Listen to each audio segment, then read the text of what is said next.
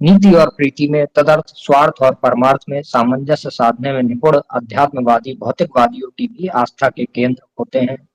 वे कर्म का पर्यवसान अकर्म में होने पर, प्रवृत्ति का पर्यवसान निवृत्ति में होने पर, नीति का पर्यवसान प्रीति में होने पर, स्वार्थ का पर्यवसान परमार्थ में होने पर, जन्म का पर्यवसान जन्म जय में होने पर, मृत्यु का पर्यवसान मृत्यु जय में होने पर जीवन को सार्थक मानते हैं। ऐसे महानुभाव नींबू का त्याज्यन से छिलका भी जिस प्रकार अचार बनाने की प्रक्रिया से अचार बन जाने पर ग्राह्य बन जाता है, उसी प्रकार संस्कार के बल पर त्याज्य को भी ग्राह्य बनाने में समर्थ होते हैं।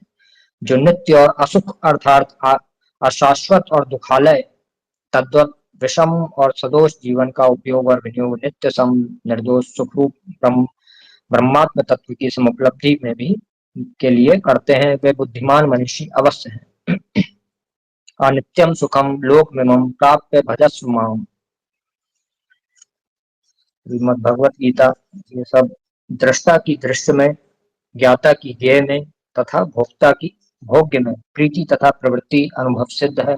अतएव भूतम भव्याय सिद्धि साध्य के लिए ये लौकिकी गाथा चरितार्थ है।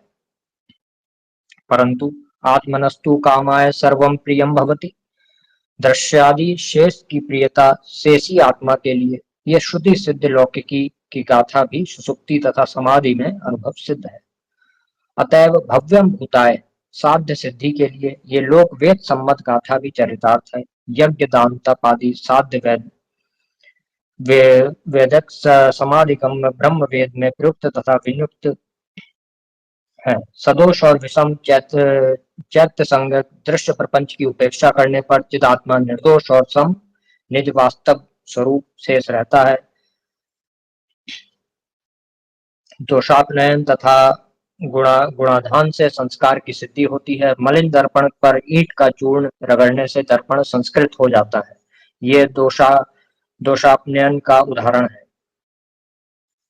ये व्यय हिंदी व्याकरण जिन्होंने पढ़ी होगे तो उसमें प्रत्यय होता है, प्रत्यय और अव्यय प्रत्यय ये सब होता है संस्कृत में, व्याकरण में।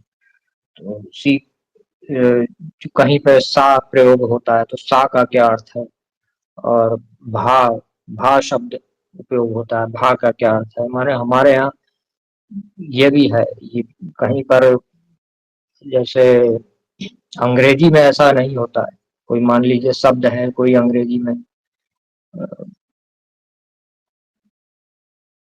मान लीजिए कोई भी शब्द है, मान लीजिए सन है, मदर है, तो उसमें जो एम ओ है तो उसका कोई अर्थ थोड़ा है कि इसलिए ऐसा है। शब्द है, पूरा एक सांगोपांग शब्द है, परंतु उसका कोई विशेष अर्थ नहीं है। हमारे यहाँ ऐसा नहीं होता। भा यदि भारत का भा है तो उसका अर्थ होता है। तो ऐसी उपनयन में जो उप और नयन इसका भी अर्थ है, आप देखिएगा तो समीप ले जाना इसका अर्थ होता है। तो इस प्रकार से हमारे यहाँ उपवीत ऐसे सब का अर्थ है कहीं ना कहीं। जो भी जितने भी शब्द हैं उसका कुछ